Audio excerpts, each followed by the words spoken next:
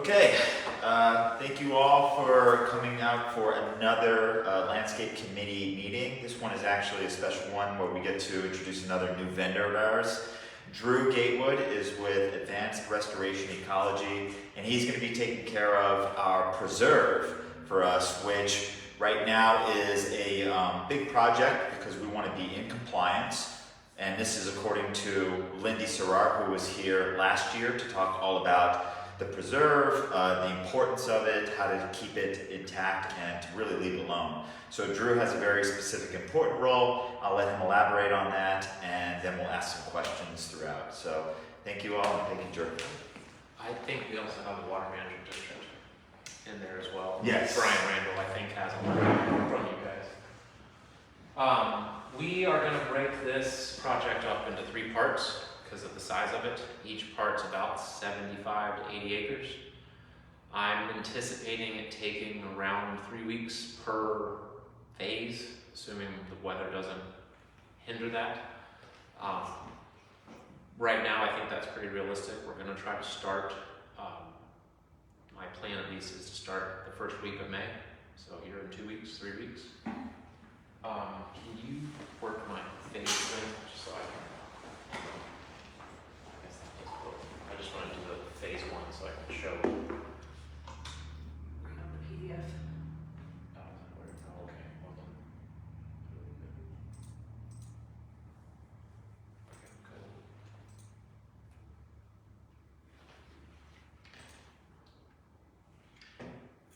There we go. Without knowing who else is going to watch this and whatnot, this right here where the cursor is, I don't know if that can pick up or not, but this sluice system right here, which, let's do this, it'll be easier. This green area is what we're going to be starting on for the first phase. That will be the first area that we tackle. We'll be in through here and over here next. Generally we start at 8 in the morning.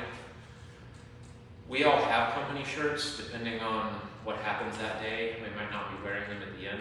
We run into bees and fire ants and all kinds of fun stuff. So how you see us dressed might vary from time to time, but just, you're gonna see guys with chainsaws and chaps, that will be us.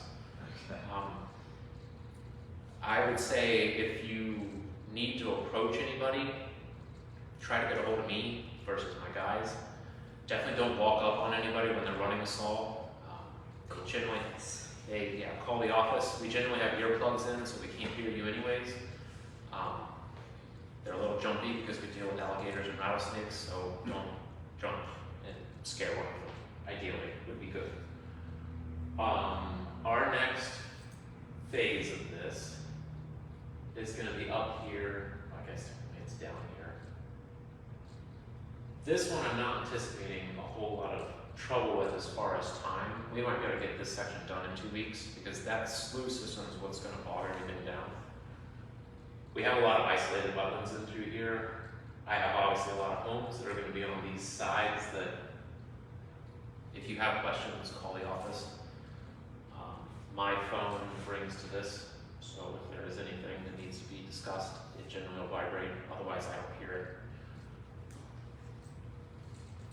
The only other issues that I had, obviously, like these call-out parcels, but we talked about that. It's just going to be, we might be in there now. The north section is going to be our last thing, and I think it will be the shortest. This part of the slough isn't as bad. I think we can get through that pretty quick. I don't know whoever's watching this, but this area right here, which this right here, for whoever lives. It belongs for estates. Yeah. Okay, that's like Whoever lives here, I do have to get into what you think is probably your front yard. Again, we won't start working until 8 o'clock. But don't be surprised if you're thinking like someone's in the middle of your yard. We're actually supposed to do this preserve. Drew, we'll have a schedule, and we'll be able to sort of announce when you'll be and where you'll be along the way. So. Even if it's broad section, It'll, like I say said, it's we're going to in range phase 3. because we might end up, the elevations that are in this slough are not friendly, as I was explaining to you. So it might be one of those where we end up doing half of this, and then we come over here onto the other half and do the other half like a week later. So it might not be always that we're right here. It might be we were here, and then we came over here, and then we went again. And so you have, well, I thought they were going to be here 2 weeks ago. And it's like, well, we're back. Yeah, but we'll create a range, so we'll basically say like any homes that are kind of on the buffer zone of this area, they'll be working, so just be aware. Yeah. That's kind of how we'll create it. Generally, we're done working by 3 o'clock, and a lot of that is it's going to fix the terrain. I mean, the end of this we will be in the rainy season. I hope not, but I think just by when we're starting and everything, we're probably going to be in the rainy season. I don't anticipate working on weekends at all. If we're going to get a bunch of rain or a tropical storm or something like that, we're going to probably be here. It's anticipated that we're planning on getting 6 inches of rain or something like that. We're going to be here working before that because we might not be back out here for 3 or 4 days. Right. So just, again, we won't start working until 8. We're usually done by 3.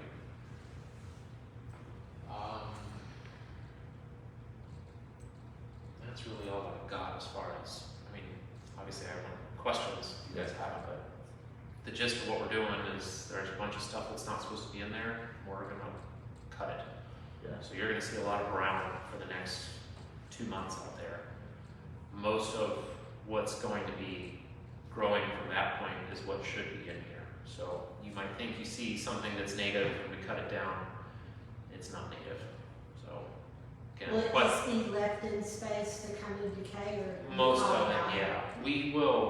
We'll drop a lot of the stuff and chop it up so that it's not just hang. I mean, the best we can. Some of those oak trees that are covered in the vines, we poodle cut them, so you'll have a gap like this. Basically, the trees get like a skirt, but it makes it where if there was a fire or the vines cannot get back up into the tree. So the climbing fern, which I don't know if you guys are familiar with, but it's that really dense green vine, and the grapevine are the two that you have a lot out here. That's where we're going to be poodle cutting a lot of stuff. You'll generally see us come back to areas, which is where your thing might get a little dicey. Okay. If we have an area that's really thick with the vines, we go through and we tic-tac-toe. So we'll do transects and cut. That doesn't necessarily kill all of it.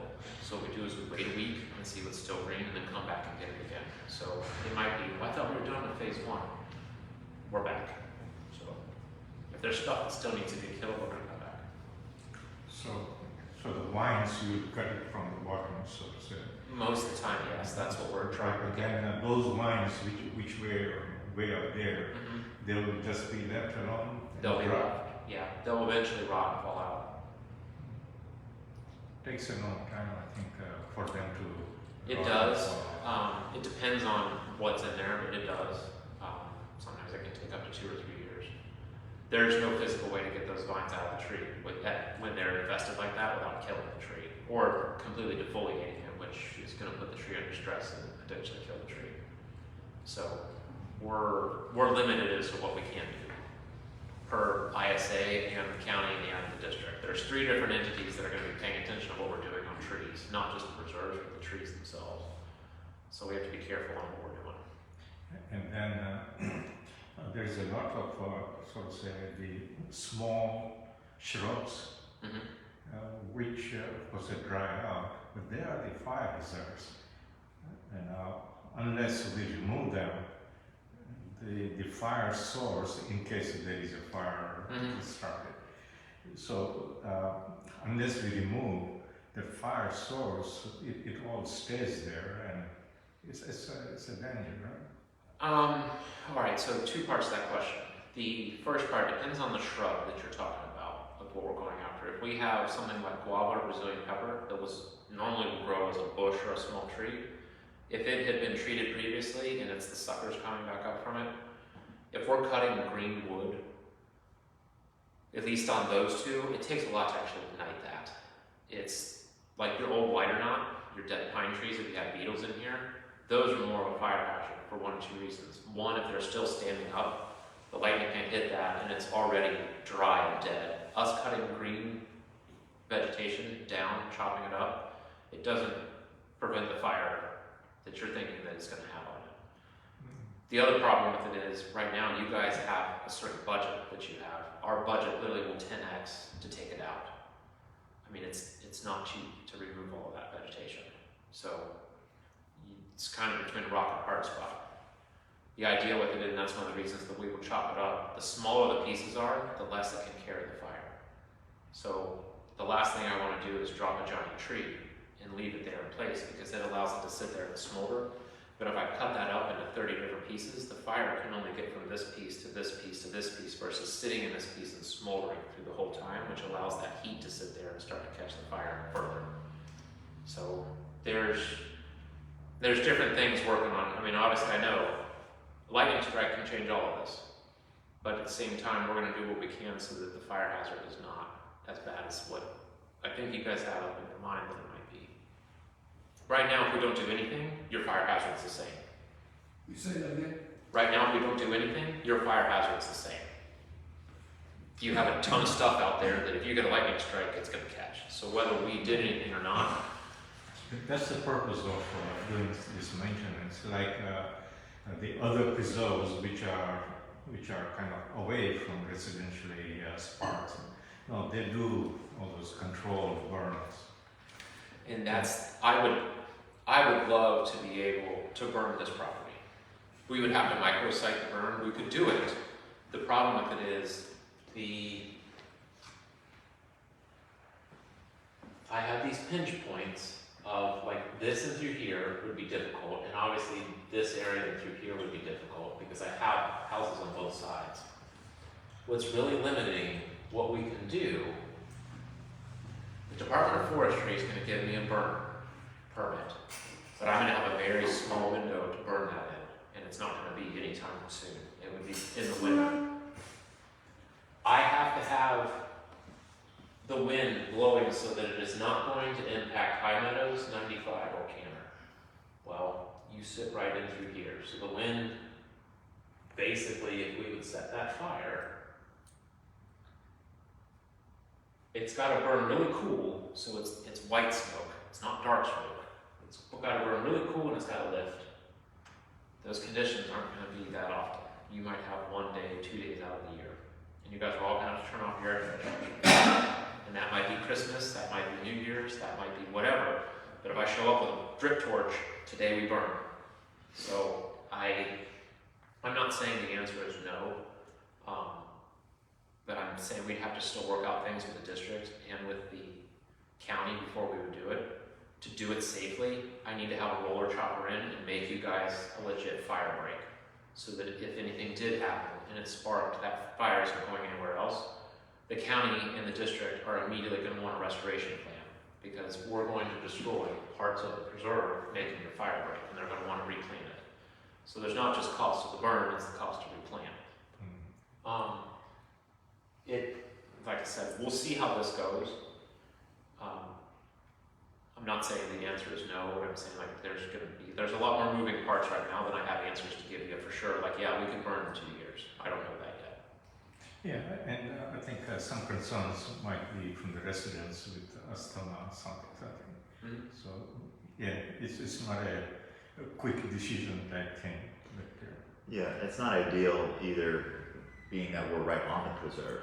That's one of the big issues. And so the plan that we worked out with Drew is one that I think is going to work for our community specifically, our preserve, and based on what we've learned from Lindy and how to maintain it, take care of it, but more so be in compliance this year. And Drew's going to help us get there with the multi-phase plan that he's talking about today. So, I mean, the idea of burning is an option, but I think it's a small option for us, which is what he's saying. Yeah, I could microsite some of these fires and do the controlled burn in certain areas, but it might not really do you any good. Like your scrub day area, like I could burn this real easy, but that doesn't really help anybody. I mean, yeah, we got some of the preserve burn, but it didn't. Your backyard still looks the same. And the idea is we don't want your backyard to look like it does right now. We want it to look like it's going to be in compliance. The other thing that would make the fire kind of odd is with this sluice system, and it holds water like it does, there's going to be areas that will burn and areas that won't. So it wouldn't be, I don't want to say a clean burn, because certain areas of it would burn well, but it would be very patchy. And the problem is when you have a patchy fire is you're needing to keep tabs on, is this part out, is this part out, is this part out, because it's not going to just burn solid where we can jackpot it and set fire on all four corners and burn it in the middle and it goes out. I can't do that on this site. Just because of how your sluice system is working, it's limiting where we can get a nice burn. And then I have the wind going with all your roads, so it would be difficult. We can, after this, once this is done, we get our compliance letters, we can talk to the county about it. They have this, it's called FireWise. It's basically a scoring when they do, if they were going to permit your development right now, so there weren't any houses here, we have to go through and score this FireWise sheet when I design your preserve areas. You might have that in your PAMP. I haven't seen it, but I'm not saying that you don't have it. We could probably bring up that FireWise score sheet to Lindy and say we would like to do this because of X. But I definitely think we're going to need to have the Department of Forestry make some comments before we would get any traction with that. Yeah, it's just a thought. I mean, like I said, I'd love to do it because it makes my life easy too. Because it's that much less that I'm having to sit there and hunt. But at the same time, I don't want to get a call that like 6 houses burned down because the fire jumped. Because that could happen. And I mean, there's just, the margin for error is tight. I don't know. You do it. You can just hit the Okay. Any other questions? Yeah. Obviously, you missed the first part of what you said. Not a whole lot. Okay, good. The ecology that you're talking about, does it involve mainly fire prevention, or are there other aspects of like the ecology of the lakes, the water systems, and the whole overall? Are we just talking about one thing, or are we talking about other things too? We're going to be managing your preserves. So that is your wetland systems and your upland systems that are under the conservation easement and part of your preserve area management plan, which is your PAMP with the county. The lakes themselves, we're not doing anything with. So, Yeah, well, I didn't know there was stuff around the lakes that might be. if it's, you can see on the property page is the easiest way if you guys are looking at stuff. This isn't quite the top of bank of the lake, but it's close to it. So just for rough reference, essentially top of bank in, so down the slope, we're not going to touch anything in there. Unless it's something that's like a giant acacia tree. I might girdle that just because I don't want the seeds in there. But if it's a bunch of torpedo grass or something like that, probably not going to mess with it. Do you have a lake company that's still doing stuff? Yeah, we do currently have a lake company, and that's one of the things that will probably change in the next couple of months. It's going to be a new lake company, but either way, we're doing the same kind of maintenance. That's for it. But yeah, like nothing we're going to be doing is going to have any impact on the water quality one way or the other. Mm-hmm.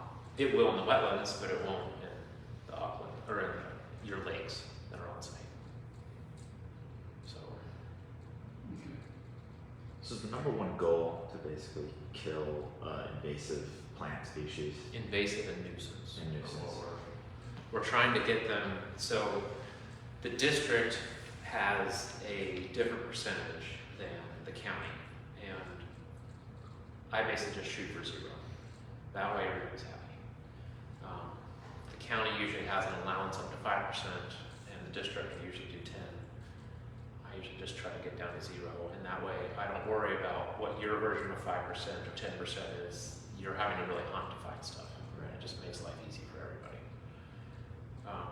So what is the timeline to get to 0 based on the plan that we worked with you? I'm going to get, by the time we're done with all of this, so this first go around, we will have you guys in compliance. What they're going to want to continue to see is that I'm turning in updates to them as we do the quarterly maintenance and the yearly maintenance. And hey, we were out, we sprayed, we took care of this part was still bad from before. When you saw it, you said, hey, get it, keep going after it, that type of thing. It's probably going to take a year before it's like 100% good. Okay. But it'll be the point where it's definitely going to be pass up your inspections by the time we're done with this in 6 weeks, 8 weeks, whatever. Okay. It's just gonna be me sending them pictures and stuff of this is where we were at, this is what we did today, so that they're knowing we're still out there working on it. Because a lot of times on a project like this, the HOA will hire the company, they go out, they do it, they give it a compliance letter, and then they're like, well, we don't need you anymore, we'll be fine. And they come back out in 6 months and they go, what happened? Yeah. So they just want to see that we're out there. I work with both Brian and Lindy a ton, so they know what we're going to be doing and how the work's going to go. I don't anticipate any problems with it. I literally am in conversation with them probably 2 or 3 times a week on different projects. So. And I think it's worth noting that one of the things we discussed before you even, we signed a contract with you, is we brought everyone in the county, South Florida, we brought them in while we were doing an inspection and agreed to have kind of update points throughout the year so you can, like you said, check in, and even after we're done, just check in with them to make sure that they know that we're in compliance, make sure everything's good. Yep, and it's as simple as while I'm out spraying, I put their 2 cell phones that I had in a group chat. Hey, here we are. This was climbing for an area that was really bad. It's all dead now. So it's stuff like that. And don't be surprised if they want to come out. Like, hey, when are you spraying again? I'm going to come out. And they're going to probably be hanging around until they feel like, yeah, we're really where we need to be. So I don't, from what I've seen, I don't anticipate we're going to have restoration coming from anything, which is one of my concerns whenever we start a project like this. Because if we get to an area where we take out 70% of the native vegetation, or there 70% of the exotic vegetation, and there is no native vegetation, then they want a restoration plan. And I haven't seen that. The slough has some bad areas, but I think once we get them back in where they should be, the stuff will recruit back in there. Okay. So I'm not anticipating that this turns into anything other than what we have budgeted right now, which is just get the exotics back into compliance and then maintain it. Yeah. So, Question. Brazilian berry. How do you keep it from re-sprouting? so depending on how we treat it initially, if I girdle the stump, do you know what that means? No. So we take a chainsaw and ring it, Oh, we'll cut it, yeah. we'll spray that with Garlon, and that generally will kill that stump and the tree. If we have cut, like where someone has cut it before and has a bunch of suckers, Yes. we mow those down, Yeah. and then on our sprayer, we'll adjust the spray, so instead of being a stream, it's a mist, and we mist over all of those Okay. cut branches. Yeah. The idea is to get the Garlon on a fresh cut. Yeah. When we come and do our follow-up sprays, not all of those will die, let's say, there's 1 or 2 of them that made it, that's what we're doing the follow-up sprays for. So the key on any of these exotics, especially if they've gotten big, keep them under stress. If they haven't died yet from our girdle, we'll re-girdle them the next time we're out there. The more that tree's under stress, the less it's making seeds. The less seeds, the less problem we have. So Yes. that's, the peppers, our biggest spreader of those are the robins when they come down. They love to eat those and fly all over the place, and then we have pepper everywhere. So I'm excited to see them and not at the same time. What's the stuff you're talking about putting on? Garland, Yeah. it's an herbicide. It doesn't kill grass, so it's one of those where it targets broadleaf. So I mean, pretty much anything you see outside here, your landscaping stuff, broadleaf stuff, anything that's grass, it won't do anything to. If you spray any herbicide in the heat of the day, it will probably kill whatever you sprayed it on. Doesn't necessarily mean that it's going to kill it very well. But the Garlon is one of our main things that we will use to target when we're trying to girdle stuff with the stumps. When we spray, we generally do a mix of stuff that kills broadleaf and grasses, so that if we do run into guinea grass or torpedo grass or something like that, I don't want to have broadleaf only in my pack, because if I spray it, it's not going to die. And then when I come back 90 days, now there's 5 of them instead of 2. So we don't spray when it's going to rain. So that's the rainy season ones. Usually you'll see us here in the morning. that might be one of the only times you see us before 8, because we don't make noise when we spray. All you hear is this like squeaking of our pump sprayer, but it's not a chainsaw thing. So if it's one of those where it's planning on raining at 2, and we have a 90% chance and it's coming, you'll see us probably out earlier in the morning. Especially as the summer comes and it's lighter earlier, we'll be out. Yeah, like I said, I have some stuff that we will use that really, the grapevine does not like it. So when we come and do our follow-ups, the next 6 to 9 months are going to be really hard here for the grapevine on site. Because they're not going to like us being around. Good. So, yeah, it's going to be a job. I mean, you guys have a healthy supply of it, but we're going to start diminishing that shortly. So, I want to mention something I forgot. I'm actually going to say it on the camera, which was one of the things that, since you're going to be out there, we're going to see you and your guys every once in a while, might hear you. And you mentioned don't run out there and approach you guys. So any homeowner should be reaching out to the clubhouse or to our landscape committee if you have questions about what's happening in the preserve. But one of the things that Drew is not going to be responsible for in this project is the encroaching preserve onto our property lines. We've talked about this a few times, and we're like not 100% clear yet on the sort of buffer or easement of that preserve and the property lines and what we're going to do maintenance-wise. He's not part of that. So if you have questions or concerns about that preserve coming over your fence or onto your yard, that is a separate issue. You can direct that to the landscape committee. You can direct that to the Courtney, our property manager. So I just want to clear that up, and that way, like, even if they see you, they really shouldn't be communicating with you directly. We should all be going through the proper channels. So I just want to make sure that was. that'll end up being a Lindy question down the road when you guys do your meetings and all that. Yeah, she had answered. I have to get 100% clear with her on that, but we're definitely going to talk to her about it. Honestly, that probably will end up being like a yard by yard. Some people are going to be very happy with how that turns out, other people might not. And a lot of it's going to depend on what's encroaching. Is it something that the county holds at higher value than something else? And some trees they like better than others, so those ones they might not let you trim at all or very little, versus the neighbor got to trim a bunch back, and that'll probably not be fun for everybody.